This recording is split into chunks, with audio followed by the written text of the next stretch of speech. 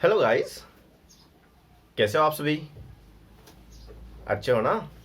बहुत बढ़िया। तो मेरा नाम है वैभव और मैं आप सभी का एक बार फिर से स्वागत करता हूं हमारे यूट्यूब चैनल पे। तो अब थोड़ा सा टॉपिक पे आता हूं कि बहुत सारे बच्चे कमेंट कर रहे हैं कि सर आप नोट्स प्रोवाइड करिए। एक बात कर सकता हूं, मैं हैंड रिटन नोट्स प्रोवाइड कर सकता हूं क्योंकि अभी यहाँ पे क्वारंटाइन डेज में प्रिंटेड नोट्स तो अवेलेबल नहीं है क्योंकि बुक अभी अभी अवेलेबल हुआ है और पूरा पूरा जो सिलेबस है उसका पूरा तहस महस कर दिया उन्होंने। मतलब पुराना सिलेबस और नया सिलेबस का जो कंपोजिशन है वो थोड़ा चेंज कर दिया है।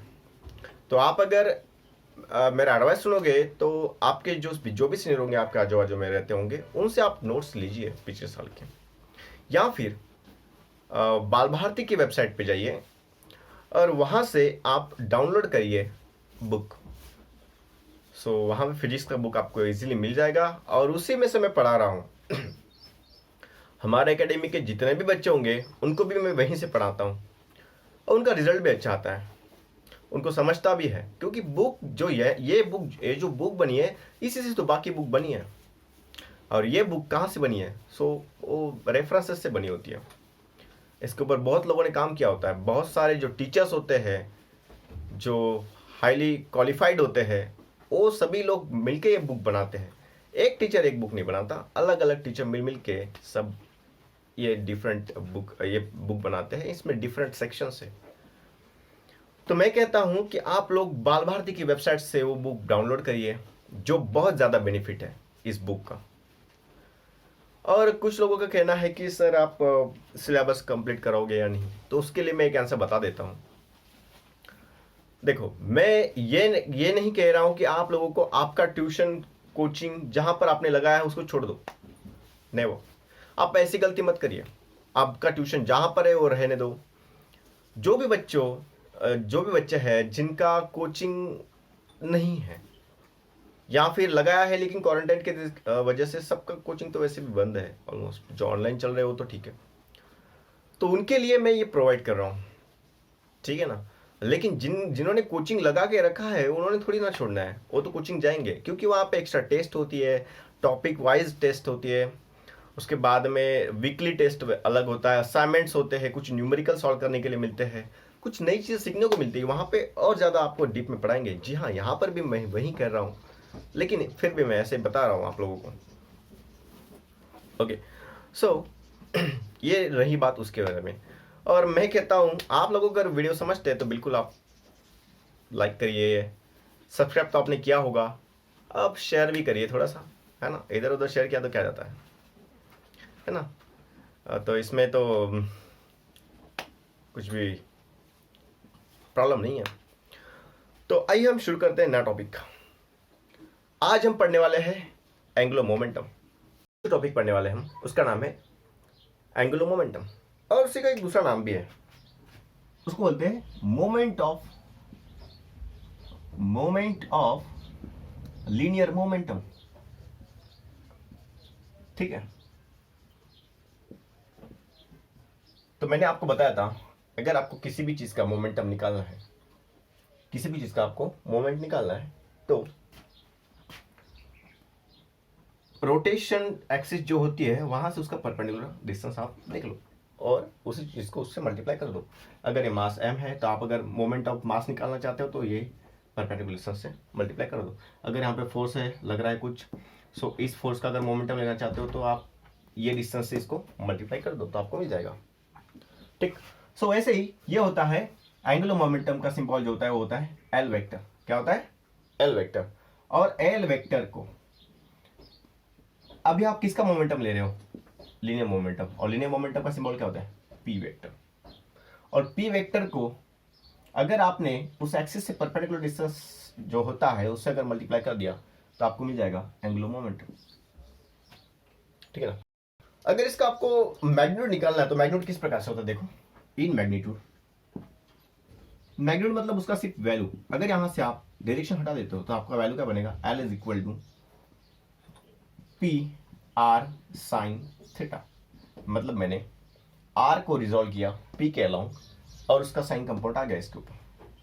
सो यहाँ पे हमें मिला ये वेक्टर, ये मैग्नीट्यूड का वैल्यू, मतलब और थीटा थीटा क्या है, so it is the angle angle between P and R, vector P and vector R, इन दोनों के बीच का ये स्मॉल एंगल है, छोटा सा एंगल।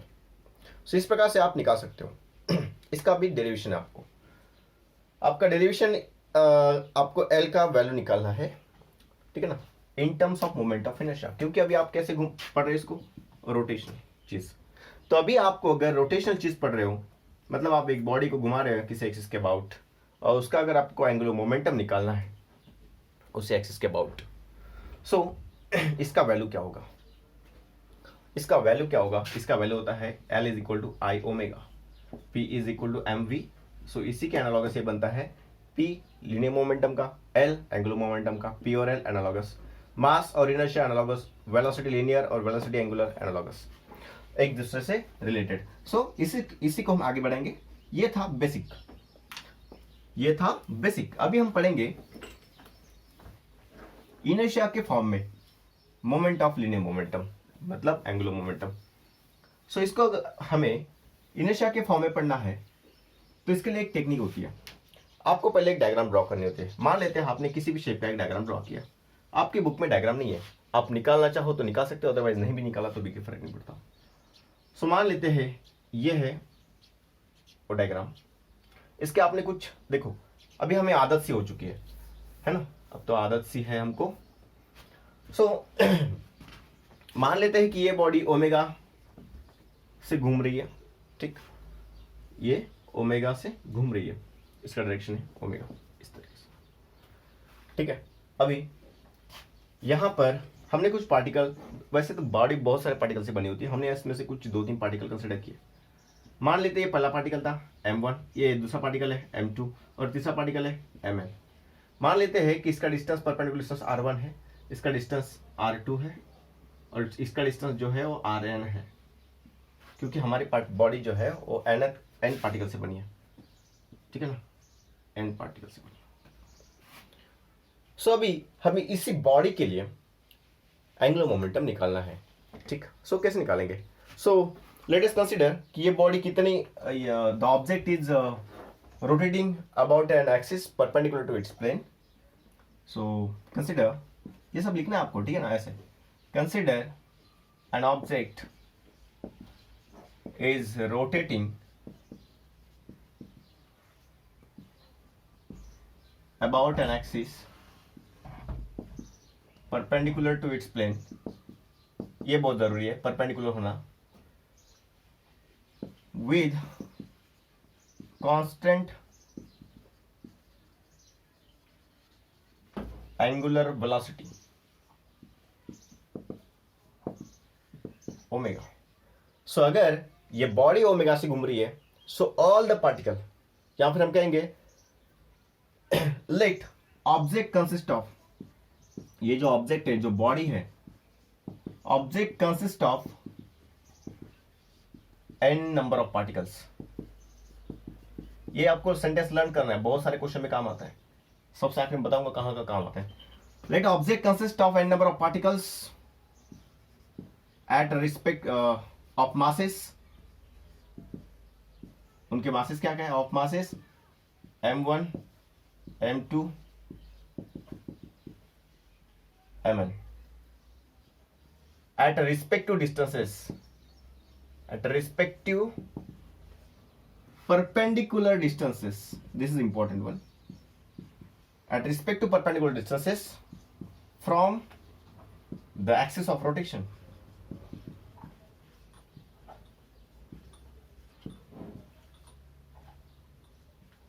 R1, R2, Rn। सो ये हमें उस बॉडी के बारे में लिखना था। एज द ऑब्जेक्ट रोटेट, जैसे कि ऑब्जेक्ट रोटेट होने लगा, वो बॉडी रोटेट होने लगी, एज द ऑब्जेक्ट रोटेट्स।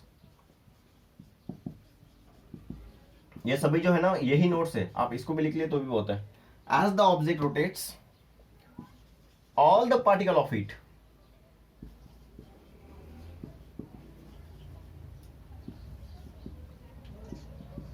क्या करेंगे, all the particle of it, इसके सभी के सभी पार्टिकल क्या करेंगे,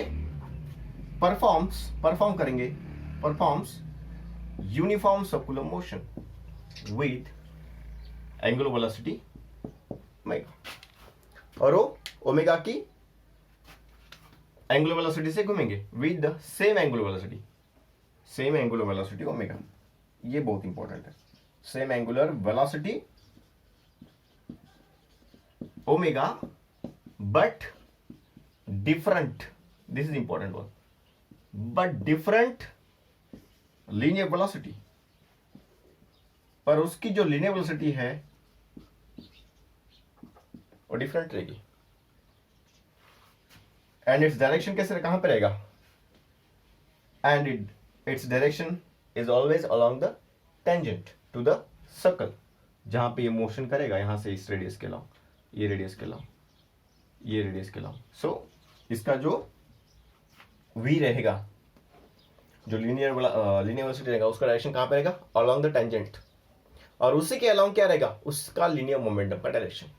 जिस डायरेक्शन में आपका वेलोसिटी होगा उस डायरेक्शन में उसका लीनियर मोमेंटम रहेगा, क्योंकि आपकी बॉडी उस डायरेक्शन जा रही है, इस डायरेक्शन जा रही है, तो उसका लीनियर मोमेंटम का डायरेक्शन भी वही रहेगा, क्योंकि आपका v का डायरेक्शन वही है।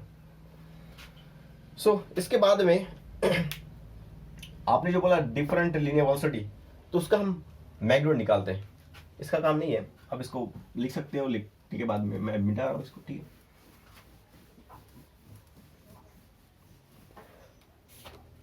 जैसे यहां पे लिखा मैंने डिफरेंट लीनियर वेलोसिटी, तो मैं यहां पे लिखता हूं different linear speeds, different linear speed क्या होगी, होगी v1 is equal to, what is v, v is equal to omega r, या फिर बोलो r ओमेगा। आपका ओमेगा तो कांस्टेंट है, बदला कौन, v1 तो r1, फिर v2 इज इक्वल टू क्या आएगा, v2 is equal to r2 omega comma dash dash dash dash, vn is equal to rn omega, इस तरीके से। हमें अब डिफरेंट लीनियर वेलोसिटीज मिल चुकी है। इसके बाद में इसका डायरेक्शन तो मैंने बताया आपको कहां पे होगा, टेंजेंशियल होगा सर्कुलर पाथ को। अभी हमें लीनियर मोमेंटम निकालना है of each particle, therefore linear momentum of first particle निकालो या फिर ईच पार्टिकल निकालो। Linear momentum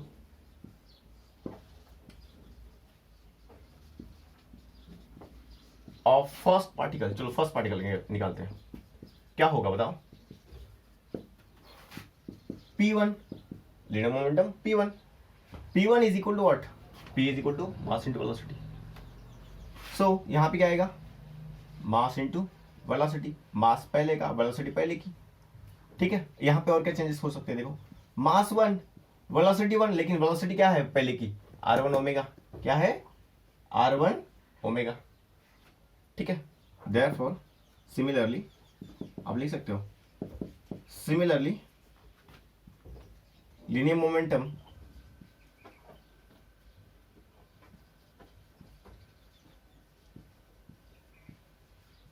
of remaining particles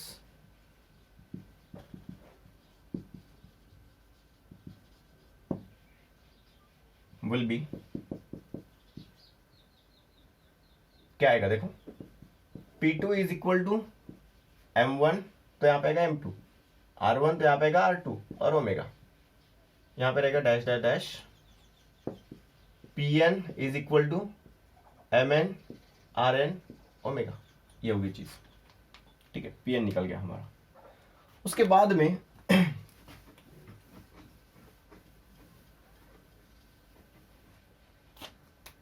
therefore angular momentum first particle निकालो, angular momentum of first particle क्या होगा, वो होगा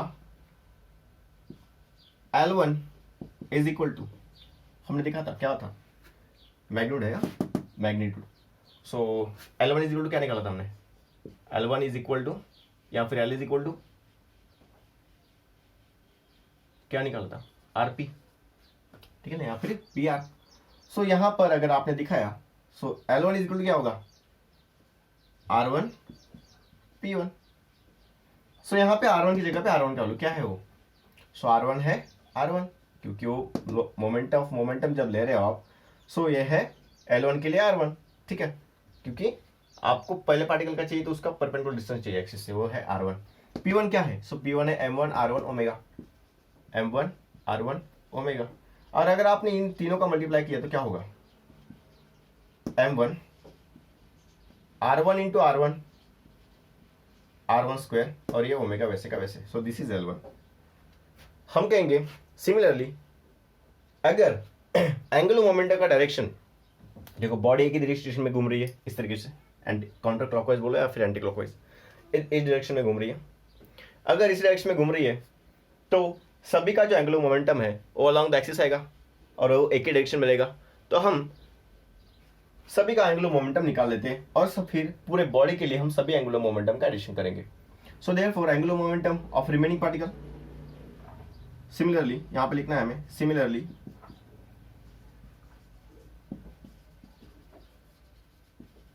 angular momentum of remaining particle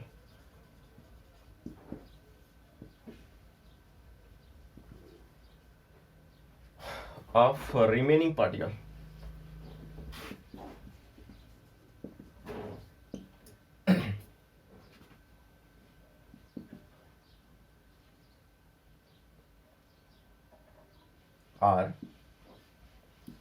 L2 is equal to M2 R2 square omega dot dot dot dot comma Ln is equal to Mn Rn square omega, इस तरीके से। So ये है हमारा angular momentum with the constant angular velocity omega. So अगर आपको ये समझ गया तो अभी एंगुलर मोमेंटम अगर पूरे बॉडी का निकालना है तो मुझे क्या करना पड़ेगा, तो मुझे समेशन करना पड़ेगा, ठीक है ना। मैं सब मिटा रहा हूं, आप इसका नोट करिए फटाफट। सो अगर मुझे पूरे बॉडी का एंगुलर मोमेंटम अगर निकालना है तो मैं किस तरीके से निकालूंगा, सो मैं सिंपल क्या करूंगा, so magnitude of angular momentum of whole body, अगर उनका डायरेक्शन एक ही है, अगर उसका डायरेक्शन एक ही है, it is a vector quantity, अगर उसका डायरेक्शन एक ही है तो मैं सभी का एडिशन करूंगा। So therefore angular momentum of whole body is equal to सभी का एडिशन। सो यहाँ पे है m1 r1 square omega plus m2 r2 square omega plus ऐसे बहुत सारे पार्टिकल है up to particle n। So mass उसका n का mn, फिर उसी का perpendicular distance Rn square omega. आपको दिख रहा होगा यहाँ पर कौन सा कॉमन चीज है, सो यहाँ पे ओमेगा सभी जगह पे।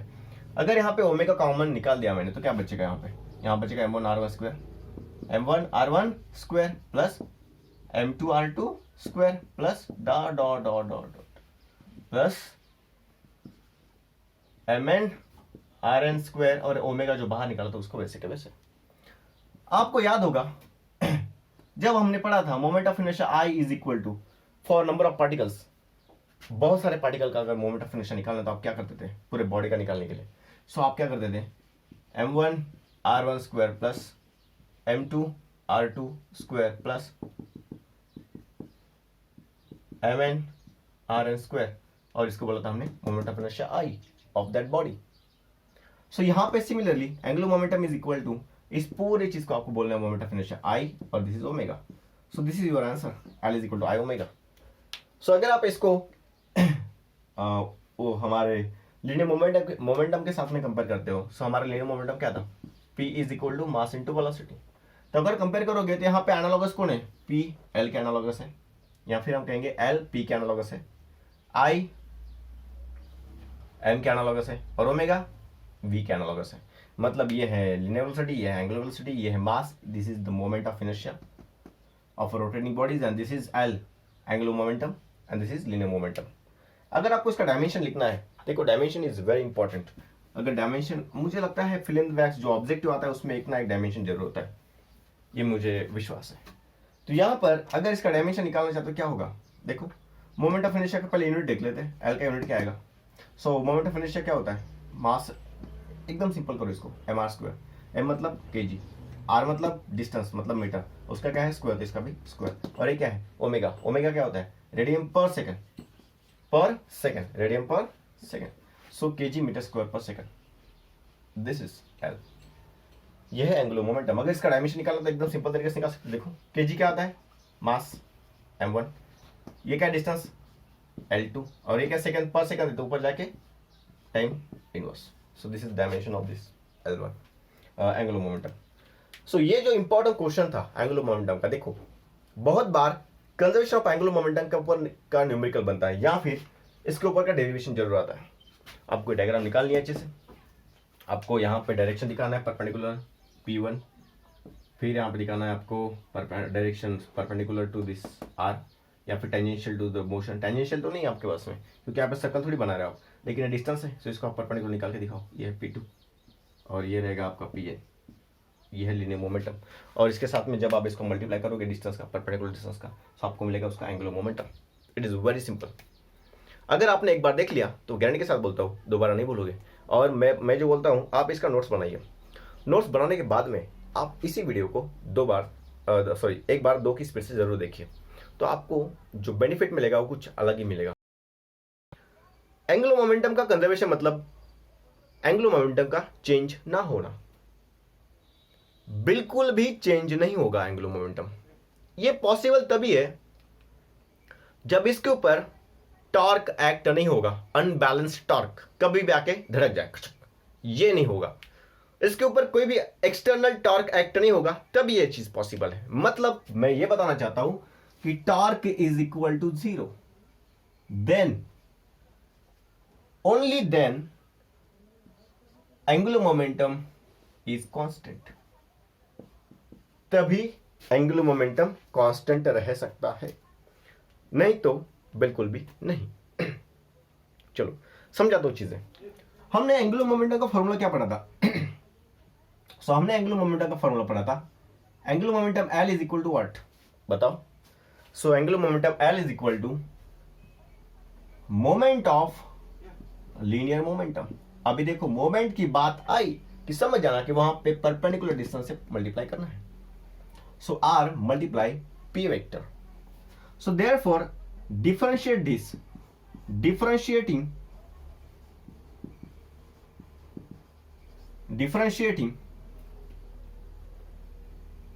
with respect to टाइम, हम इसे टाइम के रिस्पेक्ट टू डिफरेंशिएट करेंगे। So dl vector with respect to d time is equal to d by dt of r vector cross p vector. अभी आपको मैं एक डिफरेंशिएशन का रूल पढ़ाता हूं जो मैथमेटिक्स में, ठीक है ना? हाँ आप लोग समझ जाओ, एक मैथ्स के टीचर, मैं मैथ्स का टीचर भी हूं, टीचर नहीं हूं लेकिन फिलहाल इतना तो पता है मुझे। चलो तो differentiation of u and v, इनका अगर डिफरेंशिएशन आपको करना है, सो अगर ये प्रोडक्ट में है, डॉट प्रोडक्ट में है ना, दोनों के दोनों मल्टीप्लिकेशन में है, सो इनका जब हम प्रोडक्ट लेंगे तो क्या होता है देखो, पहला एज इट इज दूसरे का डेरिवेटिव ऑफ सेकेंड, प्लस दूसरा एज इट इज पहले का derivative of U. So simple यहां पर भी वही करना है, dl by dt is equal to पहला as it is r vector cross dp by dt, plus दूसरा एज इट इज पहले का डेरिवेटिव dr बाय dt, ठीक, dr बाय dt दूसरा एज इट इज। यहां पर पहला जैसे का वैसे, दूसरे का derivative dp by dt plus दूसरा जैसे का वैसे पहले का डेरिवेटिव, ठीक है। अभी इसे बोलते हैं rate of change of linear momentum with respect to time, p माने लीनियर मोमेंटम। सो आपको पता होगा dp अपॉन dt का मतलब होता है फोर्स, और dr अपॉन dt का मतलब होता है r माने position vector. So dr by dt का मतलब होता है वेलोसिटी। सो अगर हम यही वैल्यू यहां पे पुट करेंगे तो हमें क्या मिलेगा? इसका काम हो गया, मिटा रहा हूं। dl by dt dl vector upon dt is equal to, यह है r, उसको वैसे का वैसे, क्रॉस, इसे बोला हमने f वेक्टर, तो यहां पे लिखूंगा f vector plus p vector माने p vector as it is, और इसका मतलब है v वेक्टर v, और इनके बीच में है क्रॉस। ठीक, अभी ध्यान दो आगे, यहां पे r into F torque, tau, tau, r cross f is equal to tau, plus p मतलब होता है लीनियर मोमेंटम, और लीनियर मोमेंटम होता है मास इंटू वेलोसिटी। सो यहां पे आएगा mv मल्टीप्लाई v आने वेलोसिटी। आपको एक और चीज का नजरा दिखाता हूं, यह है इस तरीके से सेपरेट किया मैंने v इंटू v, और मैं अभी आपको यहां पे सीधा लिखता हूं प्लस m इंटू जीरो, और फिर लिखता हूं ये जीरो तो मर गया, पूरा पूरा कैंसिल, तो यहां बचेगा टॉर्क, ठीक है ना। सो यहां बचेगा dl अपॉन dt, तो हमारा फाइनल आंसर होगा dl vector upon dt is equal torque. But मैंने सबसे पहले कंडीशन बताई थी, अगर टॉर्क जीरो है तभी एंगुलर मोमेंटम कंजर्व है। सो अगर बाहर का फोर्स जीरो है, if torque is equal zero, therefore dl upon dt is equal to zero. और किसी भी डिफरेंशिएशन का वैल्यू जीरो तभी आता है जब वो वैल्यू, वो जो क्वांटिटी होती है वो होती है कांस्टेंट। ये जो क्वांटिटी होती है वो होती है कांस्टेंट। ये चीज तभी पॉसिबल है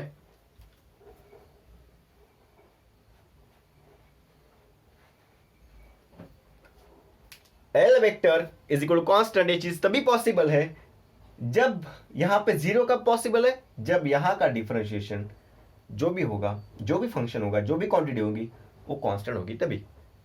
इसीलिए इसका डेरिवेटिव जीरो आया, इसीलिए हमने कहा कि ये कांस्टेंट है। लेकिन सर आपने यहां पर v क्रॉस v को जीरो कैसे रखा? सो इसके पीछे एक लॉजिक है। अगर आपको किसी ने नहीं पढ़ा होगा तो मैं अभी पढ़ा लेता हूं, ध्यान दो। यहां पे है v क्रॉस v, तो देखो मैं क्या लिख रहा हूं, v क्रॉस v, और इसका मतलब होता है v साइन थीटा। सर ऐसा क्यों? क्योंकि v और v है क्रॉस प्रोडक्ट में, तो उसका प्रोडक्ट होता है v साइन थीटा, और वहां पे थीटा की वैल्यू कितनी रखूं? सो v साइन 0 डिग्री।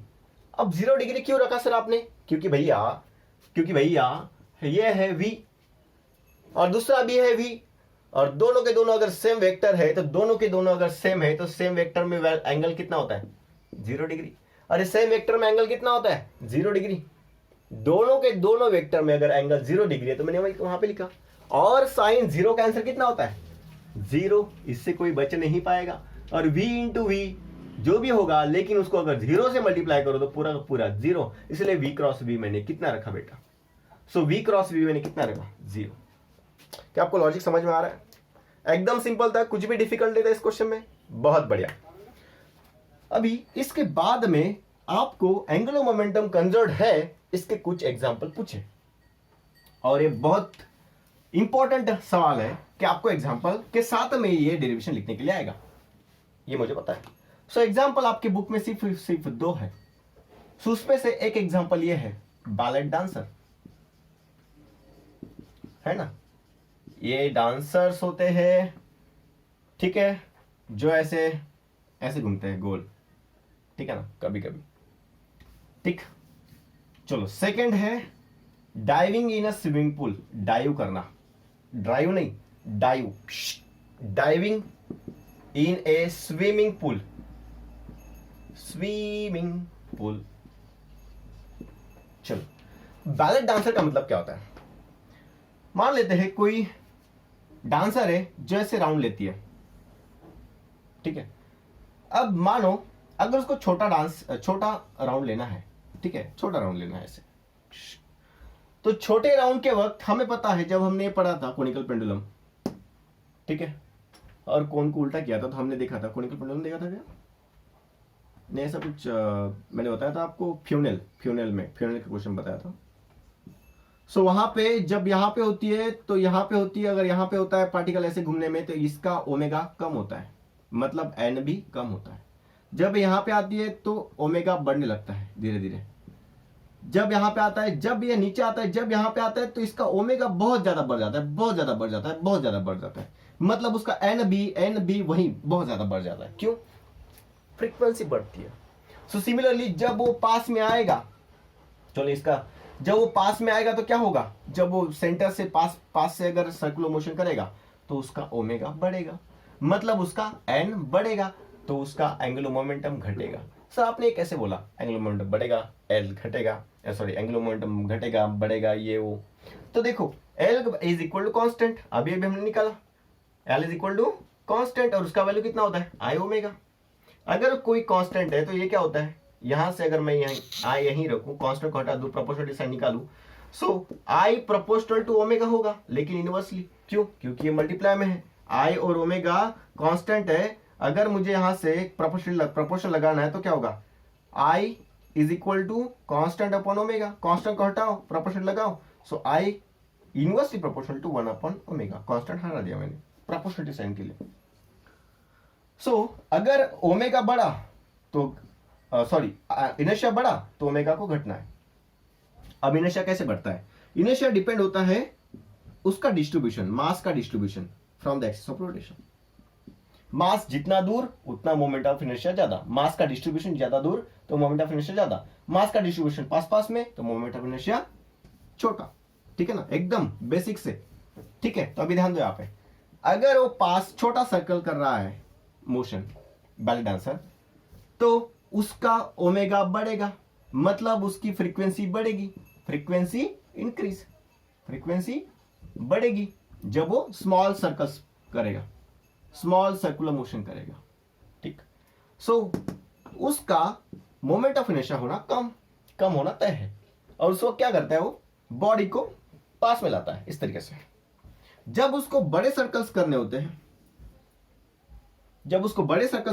तो उस वक्त वो हाथ को खोल देता है, मतलब उसका मोमेंट ऑफ इनर्शिया बढ़ने लगता है, और उसी वक्त उसका ओमेगा घट जाता है और उसकी फ्रीक्वेंसी भी घट जाती है। इससे उसका स्किडिंग नहीं होता, मतलब वो अच्छे से डांस कर पाएगा। This is the ballet dancers जो करते हैं परफॉर्मेंस के वक्त। अभी हम डाइविंग इन स्विमिंग पूल, इसके बारे में पढ़ेंगे। डाइविंग इन स्विमिंग पूल, देखो एग्जांपल हो गया डाइविंग इन स्विमिंग पूल। चलो इसका भी देखते हैं। मान लेते हैं डाइविंग इन स्विमिंग पूल में ऐसे कुछ स्विमिंग पूल है, ये है नीचे में पानी पानी पानी, और दिन भी सानी सानी सानी। आ जाओ, चलो यहाँ पे आ जाओ। यहाँ पे आपका कोई है, कौन है, कोई है आपका, कौन है सर, जो भी हो गया। यहाँ पे ऐसे खड़े रहता है, सिंपल। यहां से जब वो सामने की तरफ कूदने की कोशिश करता है तो अपने हाथ को ऐसे स्ट्रेच कर देता है, शक्तिमान जैसा, शक्तिमान। यहां से जब वो आएगा यहाँ पे तो शक्तिमान जैसा हाथ खोल देगा, लेकिन जैसे ही वो यहाँ पे आना चाहेगा तो अपनी बॉडी को ना पास ले लेता है, हाथ पास में करता है। उससे क्या होता है, उसका मोमेंट ऑफ इनर्शिया घट जाता है। जब वो यहाँ पे रहेगा ऑब्जेक्ट, समझो ठीक, ये रॉकेट है उसके पीछे का, ठीक है। ये ना हाथ अपने पास में लाता है। जब वो यहाँ पे होता है, यहाँ पे जब जंप करता है तो जंप करते वक्त ना वो जो अपने हाथ है वो स्ट्रेच कर देता है, मतलब इस तरीके से। और जब वो सामने आता है, यहां तक आता है, तो क्या होता है ना, यहां पे आने के बाद में वो अपने हाथ ऐसे पास में लाता है, ठीक है। तो उससे क्या होता है, उसका मोमेंट ऑफ इनर्शिया यहां पे कम हो जाता है और उसका ओमेगा बढ़ जाता है, तो उसकी फ्रीक्वेंसी बढ़ जाती है, इसलिए वो रोटेशन लेता है ताकि लोगों को और अच्छा लगे दिखने के लिए, ठीक है ना, जब भी वो कॉन्टेस्ट होता है। ठीक, और जब ये पास में आता है यहाँ पे तो ये फिर से अपने हाथ जो है वो सामने की तरफ लाता है, मतलब इस तरीके से।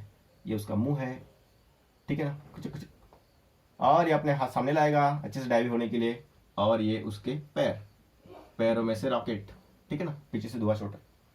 तो ये होगा उसका मोमेंट ऑफ इनर्शिया बढ़ गया। अभी यहाँ पे increase in moment of inertia, so decrease in velocity, so decrease in उसका फ्रीक्वेंसी। अभी जो टॉपिक है नेक्स्ट, वो है एक्सप्रेशन ऑफ टॉर्क का एक्सप्रेशन निकालना है।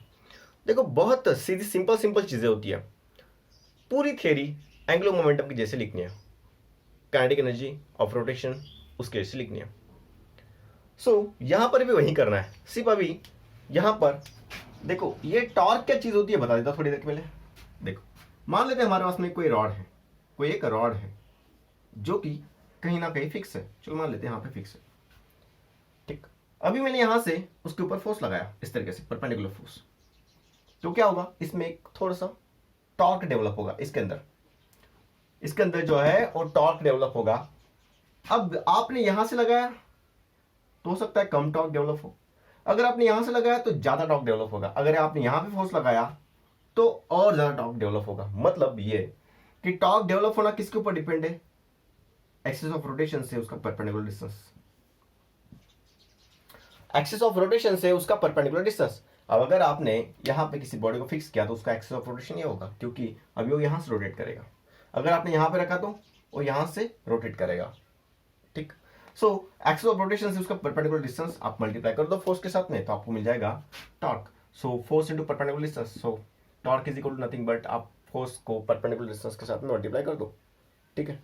सो आपको मिल जाएगा टॉर्क। सो फोर्स को आप परपेंडिकुलर डिस्टेंस के साथ में मल्टीप्लाई कर दो तो आपको मिल जाएगा टॉर्क।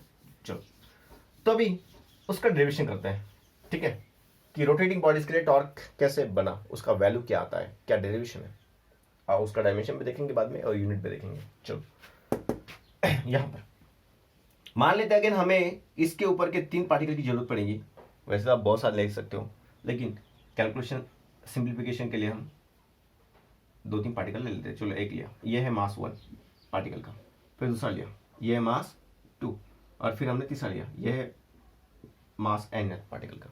उसके बाद में यहां पर जो है वो डिस्टेंस रहेगा r1 परपेंडिकुलर डिस्टेंस एक्सिस से, ये रहेगा r2 और ये रहेगा rn। उसके बाद में r1 r2 और ये रहेगा rn। उसके बाद में अगर यहां पर फोर्स तो इंडिविजुअल रहेगा, इस पार्टिकल के ऊपर फोर्स लगेगा F1, इस पार्टिकल के ऊपर फोर्स लगेगा F2 और इस पार्टिकल के ऊपर फोर्स लगेगा Fn। अब सर आपने फोर्स क्यों अलग अलग लिखा, क्या सच में फोर्स अलग अलग लगेंगे? बिल्कुल, क्योंकि force is equal to what, mass into acceleration. चलो मास से डिफरेंट है, चलो ठीक। उसके बाद में क्या लीनियर एक्सेलरेशन बदलता है? बिल्कुल बदलता है। क्यों? क्योंकि linear acceleration is equal to rate of change of linear velocity with respect to time. मतलब अगर आपकी लीनियर वेलोसिटी बदलती है तो उसका एक्सेलरेशन भी बदलेगा। और लीनियर वेलोसिटी बदलती है क्या? बिल्कुल बदलती है, क्योंकि उसका डायरेक्शन चेंज होने वाला है हर जगह पे। लीनियर वेलोसिटी का डायरेक्शन चेंज होने वाला है, सो एक्सेलरेशन चेंज तो फोर्स चेंज और मास भी चेंज। सो हर एक इसका फोर्स अलग अलग रहेगा।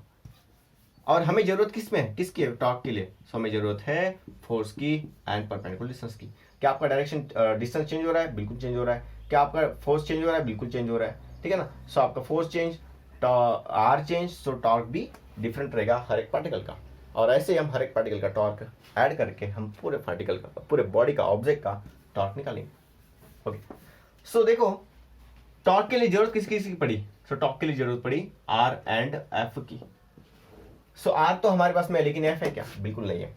सो वही काम करना है, हमें एफ निकालना है। सो किस तरीके से निकालेंगे? एकदम सिंपल तरीके से दिखाओ। चलो यहां पे ध्यान दो अभी। So let object rotating with constant angular acceleration alpha. Alpha मतलब इस तरीके से निकालना होता है, ठीक है ना, इस तरीके से। सो अल्फा का साइन ऐसे भी दिया होगा आपकी बुक में, ठीक, इस तरीके से। सो ये है alpha. Let object rotating with the constant angular acceleration alpha. So अभी हमें कंसीडर करना है देखो अल्फा से बॉडी घूम रही है तो उसके हर एक पार्टिकल भी अल्फा से रोटेट करेंगे, सर्कुलर मोशन भी उसी से करेंगे। उसके बाद में आपको लिखना है let body consist of n number of particles. Body consist of n number of particles. Again वही पार्टिकल्स के बाद में आपको सेंटेंस लिखना है of masses m1 m2 mn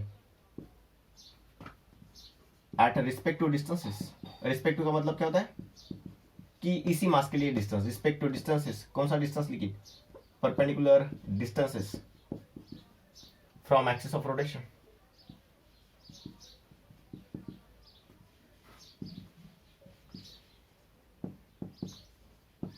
R1 R2 और ये रहेगा Rn तक।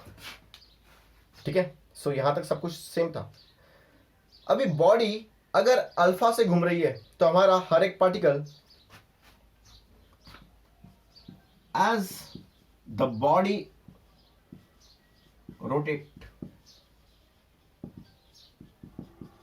with constant alpha, constant angular acceleration alpha, therefore all the particles of the body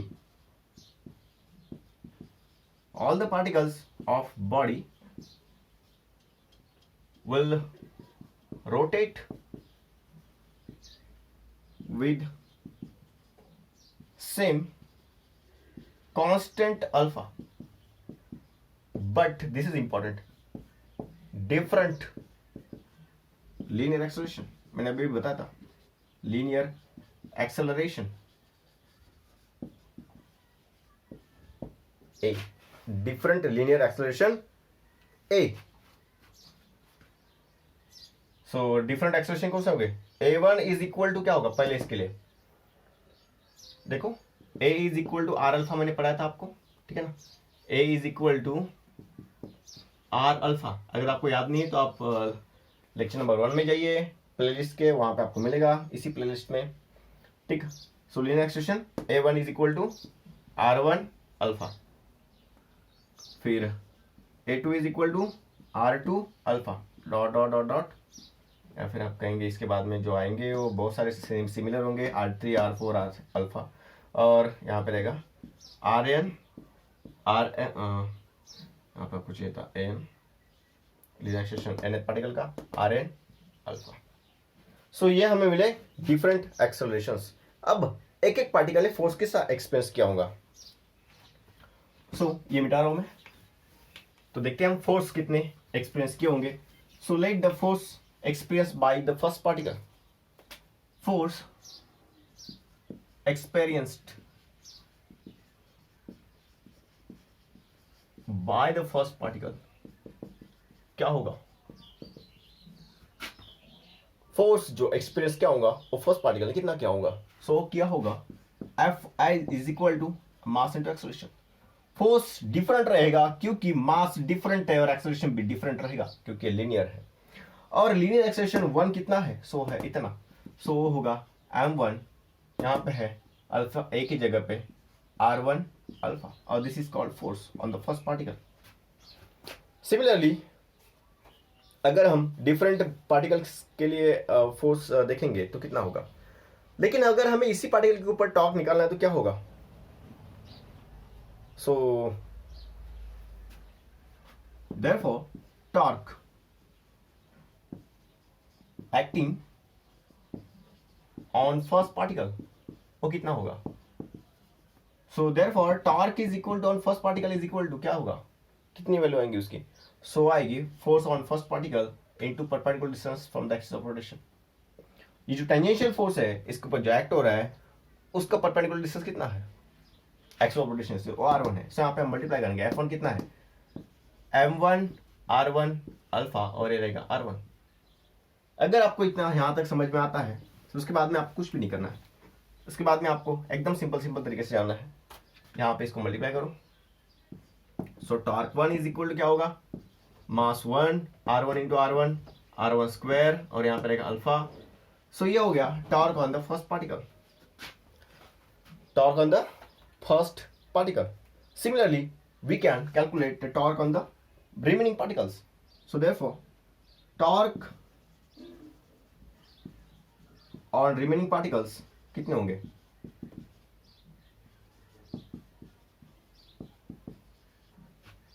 torque on remaining particle कितने होंगे?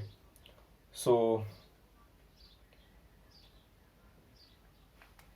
वो होंगे torque 2 is equal to m1, यहाँ पे आएगा 2 m2, यहाँ पे आएगा R2, इसका आएगा square alpha dash dash dash dash, यहाँ पे आएगा torque on nth particle is equal to mn Rn square alpha.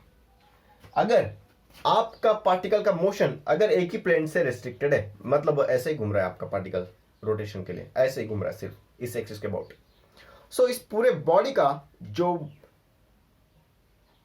Torque होगा वो एक ही डायरेक्शन में एक्ट करेगा, और वो रहेगा अलोंग द एक्सिस, और वो रहेगा अलोंग द एक्सिस। अगर इसका मोशन सिर्फ इसी एक्सिस के अबाउट हो रहा है, इसी प्लेन में हो रहा है, प्लेन भी इंपॉर्टेंट है, एक्सिस भी इंपॉर्टेंट है, सो उसका डायरेक्शन जो रहेगा टॉर्क का वो उसी एक्सिस के अलोंग रहेगा। देयरफॉर टोटल टॉर्क कितना होगा? So total torque is equal to क्या होगा? So torque 1 plus torque 2 plus torque on nth particle. So जैसे आप याद करोगे यहाँ पे टॉर्क 1 का वैल्यू, टॉर्क 1 कितना है? सो देखो यहाँ पे वो है m1 r1 square alpha plus m2 r2 square alpha plus mn rn square alpha. अगर आपने यहाँ पे टॉर्क का ये वैल्यू देखा है तो मैं इसके ऊपर लिखता हूं यहाँ पे। So torque is equal to, देखो यहाँ पे अल्फा कॉमन दिख रहा है मुझे सभी एक जगह पे, तो अल्फा को बाहर निकालता हूं मैं। चलो मैंने यहाँ पे अल्फा को बाहर निकाला। सो अल्फा को अगर बाहर निकाला तो यहाँ पे कौन सी वैल्यू बची? तो यहाँ पे वैल्यूज बचती है m1 r1 square plus m2 r2 square plus mn rn square. अगर हमने पिछली बार भी देखा था, इसको क्या बोला हमने? सो this is nothing but the moment of inertia of that body, m1 r1 square plus m2 r2 square plus, ये सब आपको लिखना है इस तरीके से। इसको हम क्या बोलते हैं हमेशा की तरह? So this is torque, sorry this is moment of inertia. So therefore torque क्या होगा? So torque is equal to, हम इसको अगर आई बोले तो ये क्या होगा? Alpha. So this is nothing but the torque is equal to I into alpha. अगर हम इसका रिलेशन बनाते हैं, एनालॉगस वाला, तो क्या होगा? F is equal to mass into acceleration. So ये है लीनियर और ये है रोटेशन वाला टॉर्क। सो अगर हम अल्फा को एनालॉगस देखते हैं विचार करके तो लीनियर एक्सेलरेशन के साथ में एनालॉगस होगा, और अगर हम इसको देखते हैं ए को, मतलब इनर्शिया को, तो किसके साथ एनालॉगस है? मास के साथ में, और ये फोर्स के साथ में। टॉर्क जो है वो फोर्स के साथ में। इसका डायमेंशन और यूनिट क्या होगा सो भी देखते हैं, सिमिल एक एक करके सब कुछ देखेंगे। चलो इसका टॉर्क का यूनिट क्या होगा? सो ये है मोमेंट ऑफ इनर्शिया, और मोमेंट ऑफ इनर्शिया का टॉर्क क्या ये क्या होता है? यूनिट वो होता है केजी मीटर स्क्वायर, और अल्फा क्या होता है? रेडियन पर सेकंड स्क्वायर। सो अगर हम बेसिक फॉर्मूला से जाए, टॉर्क इज इक्वल टू क्या होता है? Force into perpendicular distance. So force क्या होता है? न्यूटन। ये क्या है? मीटर। एकदम सिंपल है। सो ये है न्यूटन मीटर। सो इसका यूनिट जाएगा और रहेगा, ये नहीं लिख पाएंगे, हमें ये नहीं लिखना है, हमें लिखना है न्यूटन मीटर। ठीक है। सो आप इसको भी कन्वर्ट कर सकते हो। इसको न्यूटन कब कहोगे आप? फोर्स इज इक्वल टू क्या होता है? मास इंटू एक्सेलरेशन ना। सो मास क्या होता है? केजी। एक्सेलरेशन क्या होता है? मीटर पर सेकंड स्क्वायर। सो यहां से अगर मैं इसको इलेबोरेट करूं तो देखो क्या होगा? केजी मीटर स्क्वायर को मैं मीटर इंटू मीटर लिख सकता हूं, यहाँ पे क्या है? सेकंड स्क्वायर नीचे में। सो ये क्या है? ये है केजी मीटर पर सेकंड स्क्वायर, केजी मीटर पर सेकंड स्क्वायर फोर्स, और फोर्स का यूनिट क्या होता है? होता है न्यूटन। सो ये भी रहेगा न्यूटन, और ये क्या है? मीटर। सो मैंने वही बताया था, टॉर्क का यूनिट क्या आएगा? Newton metre. जी हाँ, एकदम सिंपल है। अगर आपको इसका डायमेंशन लिखना है तो देखो न्यूटन जो होता है, इसका डायमेंशन आप लर्न कर दो, 112 MLT 112 11 -2, और ये रहेगा मीटर। मीटर क्या है? L1। इसका डायमेंशन क्या आएगा? M1, ये रहेगा L1 L1 L2, और ये रहेगा T-2। सो ये रहेगा आपका टॉर्क का डायमेंशन। अगर आपको निकालना है तो यहाँ से आप पढ़ सकते हो निकालना। देखो कैसे आएगा? केजी क्या है? केजी रहेगा मास 1, ये है L2, और ये टाइम जाएगा ऊपर तो -2। सो दिस इज डायमेंशन। यहाँ से निकाल आप कहीं भी पहुंच सकते हैं।